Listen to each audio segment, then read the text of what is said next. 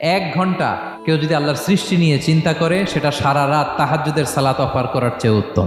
আমরা অনেকে মনে করি শুধু তাসবিহ পড়াই ইবাদত, শুধু কোরআন তেলাওয়াতই মনে হয় ইবাদত, শুধু কিয়ামুল লাইল করা ইবাদত। কিন্তু বিশ্বনবীর সাহাবী, যিনি ইসলাম আমাদের চেয়ে ঢের বেশি বুঝেছেন, তিনি বলেন আল্লাহর এই সৃষ্টি শৈলী, এই সৃষ্টি নৈপুণ্য নিয়ে 1 ঘন্টা চিন্তা করা, ক্রিটিক্যাল থিঙ্কিং করা, সারা রাত নফল তাহাজ্জুদের চেয়েও সেরা। সূরা আলে ইমরানের 190 নম্বর আয়াতে আল্লাহ তাআলা বলেছেন, যারা আকাশ বাতাস পৃথিবী সৃষ্টি নিয়ে চিন্তা করে এবং সর্ব অবস্থায় আল্লাহ তাআলার জিকির করে এবং তারা তাফাক্কুর করে, ক্রিটিক্যাল থিঙ্কিং করে এবং তারা বলে মা খালাকতা হাযা বাতিলা, হে আল্লাহ তুমি অনর্থক কিছু সৃষ্টি করো নাই।